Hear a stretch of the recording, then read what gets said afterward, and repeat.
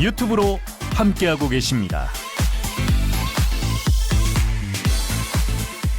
네, 최근 한 일간지의 전 정부와 현 정부의 초기 1년 6개월 경제 성적표를 비교 분석하고 정치와 또 선거, 이 경제와 선거의 상관관계를 따져본 기사가 화제가 된 바 있습니다. 경제 성적표 데이터를 직접 분석하고 기사까지 작성한 그 당사자를 스튜디오에 모셨습니다. 신현호 경제평론가 오늘 함께하겠습니다. 반갑습니다. 반갑습니다. 네, 오늘 멀리서 오셨다고. 뭐 좋습니다. 저희도 직접 와주셔서 감사합니다. 설 연휴가 딱 한 주 지났더라고요. 그렇습니다. 그런데 그때 참 충격적이었던 게 네. 경제 어렵다 얘기는 저희가 늘 합니다만 네. 사과가 한 개에 10,000원, 네. 귤은 하나에 1,000원. 네. 이 정말 충격적이었습니다. 그래서 우리나라만 이런 건가? 네. 언제까지 이렇게 고물가 계속될 것인가 우려가 많았던 것 같습니다. 네. 가장 최근에 이제 관심을 많이 끌게 된 게 이제 예. 사과, 배 이런 그렇죠. 과일 가격인데요. 예. 최근에 오르면서 사람들이 기대를 했던 게 무너져서 그렇습니다. 그러니까 뭐냐면 예. 사람들은 이게 설이 있으니까 이게 제사상에도 올려야 되고 예. 아들 딸 오면 예. 손주들한테도 이거 좀 줘야 되니까 예. 이게 많이 사서 그런가 보다. 수요가 이게 많으니까. 그러니까 예. 이게 설 지나면 가격이 내려가겠지 했는데 안 그렇지 그래요. 않았던 거예요. 맞아요. 그러니까 이게 사람들이 이게 뭐지? 이제 이 정도까지 온 거고요. 예. 사실은 가장 큰 이유는 작년도에 여러 가지 이제 사과와 배 등 과일에 예. 적합하지 않은 날씨였습니다. 그래서 작황이 좋지 않았다. 작황이 좋지 예. 않았습니다. 그래서 이게 가격이 많이 올랐는데요. 근데 또 사실 국민들 입장에서는 그렇습니다. 사실은 우리가 소비자로서 소비하는 물건은 되게 여러 가지거든요. 예. 그래서 다르게 다 괜찮은데 사과 가격만 올랐다. 그러면 내가 보기에 대부분 그냥 그러려니 하고 넘어가실 텐데 이게 온갖 게 다 오르니까 그렇죠. 예. 이게 특별히 이거에 주목해서 좀 짜증을 내셔서 그렇지 꼭 사과 때문에 지금 국민들이 힘들어하는 건 아닌 것 같습니다. 맞습니다. 네. 그러니까 월급 빼고 다 오른다는 표현은 저희가 좀 꽤 한지 된 것 같고 네. 지난해만 해도 또 난방비 이슈가 있었던 것 같은데 네, 맞습니다. 이번 설 민심에서는 이야기가 참 물가가 또 더 많이 오른 예. 명절이 아니었나 싶습니다. 네. 그래서 오늘 신현호 경제평론가와 함께할 이야기가 여러분의 살림살이와도 직결되지 않을까 네. 저희가 오늘 띄워봤었고요. 끝까지 함께해 주시기 바랍니다. 다가오는 이제 총선도 있고 그 이후에도 대선도 있는데 선거 앞두고는 그래서인지 늘 민생 경제를 우리가 많이 강조를 하고 또 강조를 받습니다. 네. 단순히 현재 경제 상황이 좋다면야 집권 여당 지지가 높을 것이고 그렇지 않으면은 야당 지지가 높거나 아니면 현 정부에 대한 심판 성격의 투표가 이어질 것이다. 단순하게 접근해 볼 수 있기도 한데 네. 전통적으로 보면은 이 민생 경제가 좀 어떻게 반영이 되어 왔습니까? 선거에요? 이게 외국에서는 예. 특히 미국에서는 이게 민주주의 전통이 수백 년 됐고 네. 또 이 경제나 이런 것들에 대한 체계적인 분석이 많아서 상대적으로 아주 분석이 많이 되고 있어요. 근데 네. 한국에서는 좀 아쉽게도 저희가 이제 잘 아시겠지만 예. 민주적인 선거라고 저희가 수행한 게 그렇게 오래되지도 않았고 그다음에 한국에서 특별히 어려운 게 대통령 선거는 5년마다 또 국회의원 선거는 4년마다 하기 때문에 예. 이게 딱딱 맞아떨어지지가 않습니다. 그러니까 만나는 그 시점 사이클이 다 다르지 그렇습니다. 않습니까? 어떤 정부마다? 대통령 때는 임기 예. 초반에 하고 예. 어떤 때는 임기 후반에 하고 예. 심지어 이명박 대통령 때는 임기 초반으로 2번 한 적도 있고 이렇거든요. 그래서 체계적인 분석을 하기는 어려운 측면이 좀 있습니다. 예. 그럼에도 불구하고 여야 정치인들이 모두 다 지금 주장하는 게 네. 경제와 민생이 제일 중요하다.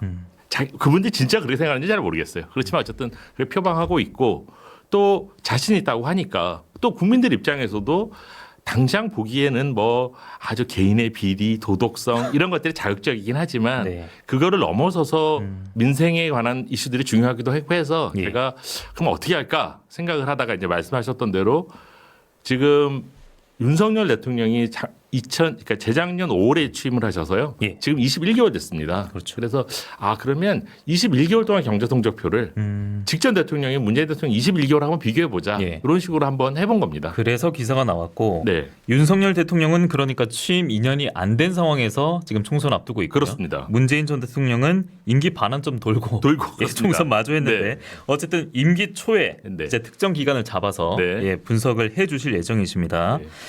윤석열 정부 그러면 이제 지금까지 경제 성적표라고 할까요? 네. 어떤 평가를 내리실 네, 수 있을까요? 네. 좀 아쉽습니다. 아쉽습니다. 네, 이게 예. 제가 구체적인 것들은 조금 이따 말씀을 더 드리겠지만 그 지난 말씀하신 2년 채 안 되는 기간 동안 예. 우리가 보통 경제학자들이 가장 중요하다고 생각하는 지표들, 네. 아까 말씀하셨던 물가, 경제 성장, 임금과 일자리, 예. 수출, 우리나라 같은 경우에 특히 수출, 국제 수지 뭐 이런 것들 다 중요한데요. 예. 거의 대부분의 지표에서 평균보다도 낮고 또 몇몇 중요한 지표는 역사상 유례를 찾아볼 수 없을 정도로 그렇습니다. 힘든 상황입니다. 그래서 뭐 아쉽지만 좋은 성적을 주기는 어려운 예. 그런 평가를 내리고 싶습니다. 물가도 그렇고 경제 성장률도 그렇고 임금 일자리 이런 것만 들어봐도 네. 당장 그 체감할 수 있는 지표들이지 않습니까? 네. 예, 그렇다 보니까 아쉽습니다. 네. 실제로도 그런 결과가 나왔다는 말씀을 해주셨고 그러면 말씀대로 구체적으로 저희가 한번 파보겠습니다. 네. 예, 물가 관련 지표부터 보시면서 네. 오늘 평론가님의 말씀 들어보도록 하겠습니다. 저희가 이제 화면에도 띄워드릴 예정인데요. 먼저 인플레이션 보겠습니다. 네. 예, 물가라고 하는 건 우리 사회자께서도 말씀을 하셨지만 네. 국민들이 가장 먼저 체감하는 거거든요. 그럼요. 사과 예. 가격도 사과 그렇고. 10,000원으로 이미 네. 증명이 됐습니다. 작년에 뭐 에너지 가격도 예. 그렇고 그렇기 때문에 이 가장 체감하기 중요한 거고 그런데 저기 보시면 제가 그냥 각 당의 색깔로 표시한 거예요. 그래서 예. 저기 1년 차라고 하는 거는 2022년 예. 그리고 문재인 대통령 같은 경우는 2017년이고요. 저 3년 차라고 하는 건 올해 예. 24년. 그리고 문재인 대통령은 집권 3년 차 이렇게 네. 이해를 하시면 되겠습니다. 네네. 그리고 앞으로 다 마찬가지인데 빨간색은 윤석열 정부, 예. 파란색은 민주당 정부입니다. 그럼 보시면 전체적으로 딱 봐도 빨간색이 훨씬 더 높잖아요. 저 물가 상승률을 매월 저희가 집계를 해서 발표를 하고 있는데 예. 윤석열 대통령 집권 기간 전체의 물가 상승률에 대한 단순 평균을 내면 4%가 넘습니다. 그리고 반면에 문재인 정부 같은 경우에는 평균적으로 2%다 미만을 보이고 네, 있네요. 2%좀 아래인 1.6%고요. 예. 저게 사실은 물가를 관리하는 한국은행 같은 중앙은행들은 예. 뭐 대부분의 나라가 다 그렇고 한국도 마찬가지인데 물가 안정 목표제라고 해서 타깃이 있습니다. 예. 타깃은 2%입니다. 2%. 예, 그런데 지금 윤석열 정부는 두 배네요, 그러면. 두 배뿐만 예. 아니라 단 한 달도 2% 미만이었던 적은 없어요. 아직. 그것도 그러네요. 전체 기간이 다 2%를 넘었고 예. 평균적으로는 2배 이상 지금 높았기 때문에 예. 국민 여러분께서 아까 말씀드렸던 단지 사과값만 갖고 지금 힘들어하시는 건 아니다. 예. 거의 모든 물가가 다 많이 올랐다 이렇게 말씀드릴 수 있겠습니다. 그거 갑자기 궁금한데요. 그러면 문재인 정부 마지막 시기와 네. 윤 정부 취임 시기와 그때 비교하면은 어때요? 아, 그거는 그때간 차이가 있는 거예요? 문재인 정부도 아주 마지막 몇 달간은 물가가 높았습니다. 아, 그리고 제가 물가가 높았던 이유는 마지막에 좀 더 말씀을 드리겠지만 예. 저게 꼭 지금 오늘 말씀드린 대부분의 지표가 마찬가지인데요. 꼭 특정 정부가 잘해서 혹은 못해서 예. 그렇게 볼 수 있는 것도 있고 뭐 대외적 요인도 있어요. 대외적 요인도 있고 예. 천재지변도 있고 네. 뭐 그런 거기 때문에 예. 이렇게 아주 단순화해서 볼 수는 없는 그런 것들입니다. 자, 평론가께서 특정 기관을 이제 전 정부와 현 정부를 비교를 해주셨는데 앞서 인플레이션 네. 그러니까 물가가 이렇게 올라왔습니다. 네. 그리고 현 정부에서 물가가 좀 현저하게 높은 것으로 네. 이 기간을 봤을 때 나타났는데 네. 이렇게 오르면 사실 또 임금이 뒷받침되는 네. 또 일자리가 많이 생산되고 네. 우리가 벌이가 괜찮으면 감당이 될 텐데 그렇습니다. 어땠을까요? 한번 보시죠. 네. 예. 일단 일자리부터 먼저 말씀을 드리면 일자리는 그러니까 윤석열 정부에서는 지금까지 예. 20 몇 개월 동안 총 25만 개 일자리를 만들었습니다. 25만 개, 그다음에 문재인 정부는 같은 기간 동안 28만 개를 만들었습니다. 3만 개 차이나. 네, 뭐 예. 차이가 뭐 한 3만 개 나지만 이거 그냥 저희 생각에는 뭐 약간의 차이니까 이건 같다. 예. 이렇게 봐도 될 것 같습니다. 일자리는 비슷하다. 비슷합니다. 일자리 창출은 비슷합니다. 임금은 어떻습니까? 그러면 이제 임금인데요. 예. 아까 말씀하셨던 대로 물가가 올라도 예. 임금이 더 많이 오르면 사실은 부담이 없지 않습니까? 그렇죠. 그런데 이걸 보시면 저기도 아까 말씀드렸던 대로 파란색은 문정부고 빨간색이 윤정부인데 예.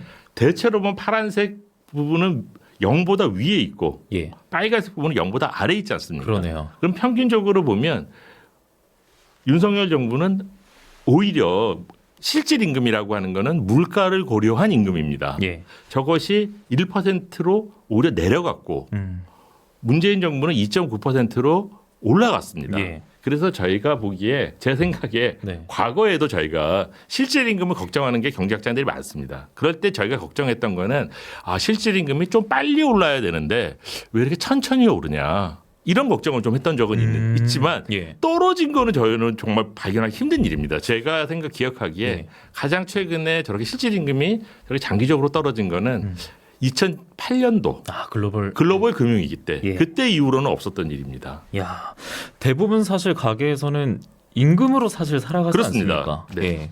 그 뭐 어떤 특정한 가게는 말씀하셨던 임금이 아니라 뭐 사업소득도 있고 예. 이자나 배당으로 사시는 분도 계시겠지만 사실은 대부분의 사람들은 그렇죠, 대부분. 임금에 의존해서 살기 때문에 예. 실질 임금이 떨어졌다라는 거는 우리나라의 대부분의 가게가 생활 형편 자체가 천천히 좋아졌다 정도가 아니라 나빠졌다는 걸 의미하는 것이기 때문에 예. 이건 좀 심각하게 저희가 받아들여야 될 것 같습니다. 아, 그리고 또 이제 앞으로도 남아 있는 것인데 네. 예.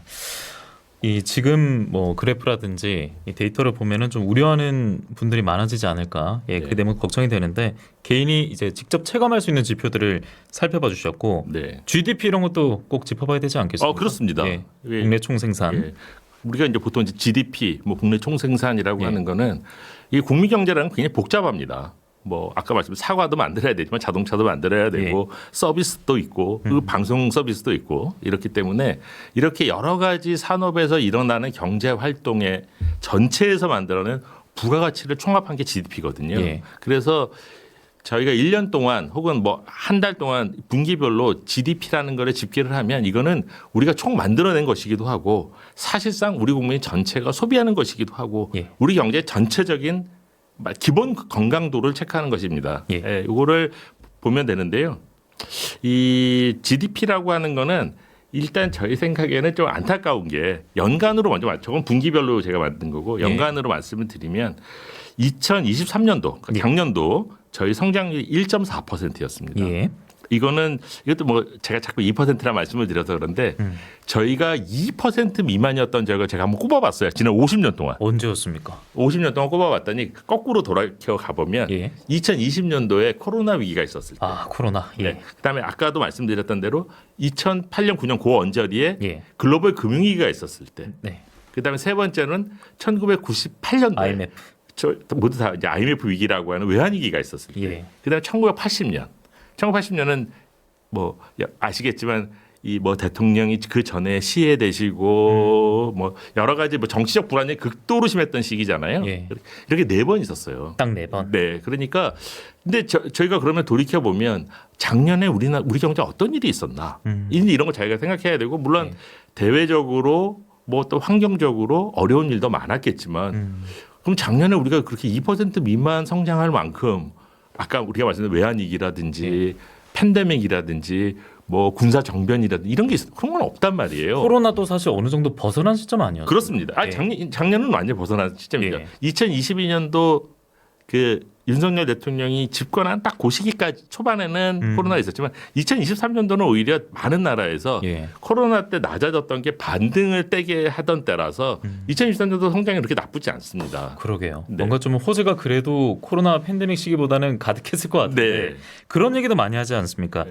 IMF 사태 이후 처음으로 경제 성장률도 네. 뭐 일본에 뒤처졌다 저 이런 얘기도 좀 많이 들었거든요. 네. 예. 그럼 말씀하셨던 대로 이게 예. 그럼 꼭 우리 정부의 문제냐? 뭐 이제 이렇게 또 생각할 수 있잖아요. 네네. 예를 들면 팬데믹은 전 세계가 다 같이 겪은 거고 예. 글로벌 금융이 전 세계 같이 겪었던 거니까. 예. 그러면 작년도에 그럼 성장률이 한국이 낮아진 게 국제적인 국제 환경의 요건도 틀림없이 있습니다. 뭐 뒤에 또 말씀드리겠지만 예. 우크라이나 전쟁도 있었고 예. 뭐 여러 가지 또 글로벌 차원에서 금리도 올렸고 예. 여러 가지가 있긴 한데 맞아요. 저희가 이것도 일본보다 성장률이 낮았던 거는 제 기억에 제가 이 본격적으로 경제 분석을 한 게 한 30년쯤 되는데요. 예. 뭐 기업에서도 대학에서도 그다음에 정부에서도 해봤는데 기억이 잘 안 납니다. 이게 언제 우리가 일본한테 져봤지? IMF 이후라는데요.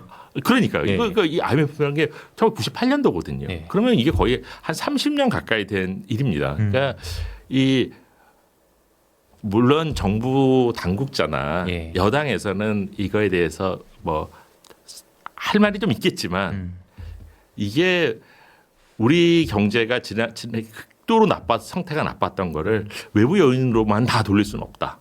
러시아 우크라이나 전쟁이라든지 이런 외부적인 요인으로만 다 돌릴 수는 없다. 그렇습니다. 지금 이 상황이 있어서. 그렇습니다. 왜냐하면 아까 말씀드렸던 미국은 굉장히 높은 성장을 했고요. 일본도 한국보다도 높았으니까. 그렇죠. 예. 일본은 아시겠지만 지난 30년 동안 모든 경제학자들이 일본의 잃어버린 30년 그래서 도대체 일본은 언제 일어나나 그것만 봤던 예. 그렇게 심각한 상태였거든요. 예. 근데 저희가 일본보다도 성장이 낮았다는 건 한번 깊게 한번 생각해 볼 여지가 있는 것 같습니다. 사실 그 잃어버린 30년 일본의 그 행보를 네. 이제 우리나라가 따라가지 않을까 이런 우려도 일각에서 많이 하지 않습니까? 있는데 예. 저희는 뭐 좀 다른 겁니까? 왜냐하면 예. 경제는 결코 운명이 아닙니다. 네. 물론 저희가 객관적인 제약 속에서 움직이는 것이긴 하지만 예. 개별 경제 주체들, 기업, 가게, 그 다음에 이거를 다 묶어내는 정부의 노력이 있으면 상대적으로 좀 좋은 성적을 낼 수 있고 예. 아무리 환경이 좋아도 이 각 경제 주체가 힘을 못 쓰면 몰락하는 겁니다. 예. 그렇기 때문에 한국이 지금 여러 가지 처한 제약 요건이 녹록하지는 않지만 저희가 그냥 넉놓고 마치 그냥 수수방관하면서 아 우리 어차피 일본처럼 될 거야 예. 이렇게 해서는 절대로 안 되는 거거든요. 예, 그러니까 운명처럼 받아들이지 말고 뭐 여야 정치인 모두 다 이걸 어떻게 끌어올릴지 예. 마치 선거가 된 그런 약간의 경연대 같은 것이 됐으면 좋겠어요. 이런 전반적을 놓고 이제 그렇게 현 정부에 대해서 비판적인 시각을 내는 분들은 그런 얘기도 합니다. 네. 대한민국이 수출 의존도가 절대 작은 나라가 아닌데 네. 대중무역은 지금 완전히 달라지지 않았냐. 네. 그러면서 현 정부에 또 탓을 하는 시각도 있지 않습니까? 뭐 그것도 두 가지를 다 봐야 될 것 같은데 그 제가 이 차트는 너무 복잡할 것 같아서 안 네. 가져왔는데 네. 수출과 국제 수지도 지난 작년에 거의 엉망이 됐거든요. 아 역시나 예, 좀 안 좋았군요. 수출도 엄청나게 안 예. 좋았고 국제 수지도 거의 제가 그러니까 집권 문재인 정부 20 몇 개월 동안 거의 500억 달러 가까운 정도의 적자를 냈습니다. 예. 누적해서 보면 예. 그러니까 심각한데 이것도 환경 요인으로만 한다면 우리가 원치 않지만 예. 디커플링도 일어났고 미중 간의 긴장도 높아졌고 그래서 이게 잘 안 된 거다. 예. 이렇게 주장할 수 있는 여지도 있고요. 또 한편으로는 아무리 그래도 경제적 그래도 실리를 먼저 생각해야지. 그렇죠. 예. 예. 특히 뭐 일반인들은 예. 좀 이렇게 뭐 큰 소리도 좀 치고 멋있는 얘기도 하고 뭐 이럴 수 있지만 한국은 제가 생각하기에는 거의 50년 이상 예. 수출이 너무나 중요한 나라였기 때문에 맞습니다. 어떤 환경에서도 수출이 막힐까봐 아주 노심초사하고 세밀하게 관리를 했었거든요. 그러니까 이거를 이렇게 너무 거칠게 운영을 해가지고 예. 해서는 안 될 것 같습니다. 알겠습니다. 아 저희가 이제 그 전 정부와 현 정부를 얘기하는데 네. 전 정부 탓을 많이 하는 시각도 있는데 그 중에 대표적인 게 네. 이제 부동산 관련이 아닐까 싶은데요. 네.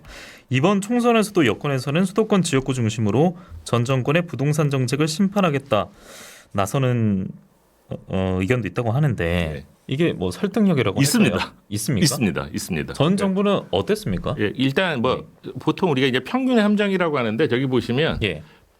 전국 평균을 먼저 말씀드릴게요. 예. 저기 보면 약간 이제 화면으로 잘 보일지 모르겠지만 저 점선으로 되어 있는 거 이렇게 조그만 점들이 또르륵 찍혀 있는 게 전국 평균입니다. 예. 저 전국 평균을 보시면 문재인 정부 때 2% 상승했고 예. 그다음에 윤석열 정부 때는 이게 13% 하락했습니다. 13.2 하락. 13% 빨간 하락고, 점선 예. 윤정부고요. 그다음에 그러면 저거만 놓고 보면 예. 집값이라는 게 가파르게 상승하는 것도 문제지만 또 빠르게 떨어지는 것도 문제이기 때문에 예. 뭐 2%면 괜찮네 이렇게 할 수 있거든요. 네네. 근데 저것이 아니고 사실은 그때 많은 사람들을 걱정하게 했던 거는 뭐냐면 저 재료에 있는 실선입니다. 예. 저 실선은 서울의 아파트 가격입니다. 아 서울만 담은 거예요? 네, 서울만 따로 한 겁니다. 저게 지금 우리 그러네요. 네, 예. 우리 한국 부동산원에서는 예. 저거를 여러 가지 통계를 내는데 지역별로 세밀하게 내거든요. 그래서 저게 서울만 놓고 보면 저 기간 동안에 그 27% 상승했습니다. 야 이거는 정말 네. 엄청난 그리고 상승입니다. 예, 윤석열 정부 때는 뭐 저기 뭐 한 10% 정도 예. 하락하고 있고요. 그러니까 저것만 놓고 보면 사실은 굉장히 심각한 상황이 그러니까 문재인 정부 때 부동산에 있었고 그럼 저거에 대해서도 일각에서는 뭐라고 얘기를 하냐면 꼭 왜 저희 서울만 보냐. 특히 저주에 나중에 강남을 보면 더 심하거든요. 예. 왜 강남만 보냐. 전국을 봐야지라고 하지만 사실 국민들 입장에서 두 가지가 있습니다. 하나는 그래도 저기가 내가 앞으로 나의 아이들이 살지도 모르는 약간 서울이라는 어떤 것이 있기 때문에 예. 그래서 저 서울의 아파트 가격이 특별히 중요한 거고 서울의 아파트 가격이 너무 빠르게 오르면 무주택이신 분들은 굉장히 상심감이 클 수밖에 더 없잖아요. 불안해집니다. 예. 그다음 또 하나는 뭐냐면 지방은 어떻겠냐는 거죠. 지방은 아까 거기서 보시면 또 하나의 차트가 보면 지방만 따로 있는 것도 있는데 예. 지방은 문재인 정부 한 10% 하락했습니다. 서울이 27% 오르는데 지방은 10%가 상대적 박탈감이라는 것도 굉장히 클 수밖에 없거든요. 그러니까 부동산 가격만큼은 이거는 뭐 문재인 정부가 어떤 변명의 여지 없이 예. 이것도 뭐 아마 당사자들은 뭐 환경 요인이라든지 여러 가지 있겠지만 예. 변명의 여지 없이 이거는 문재인 정부가 마이너스 포인트입니다. 네.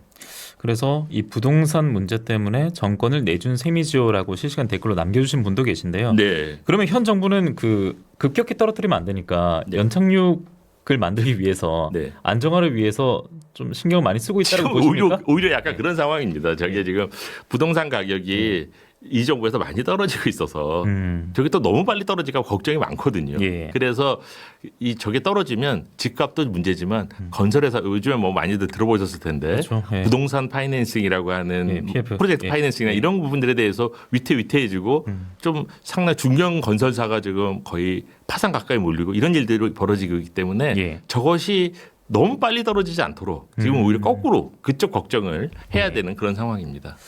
알겠습니다. 시간이 이제 그렇게 많이 남아 있지 않은데 네. 특히 올해 보면요, 대한민국도 총선이 있고 네. 그 우리는 미국 대선 이 총선거도 좀 살펴봐야 되지 않겠습니까? 네. 그러니까 그야말로 경제에서 본다면 불확실성이 참 큰 시기다, 큰 한 해다 이렇게 볼 수 있을 것 같은데 네.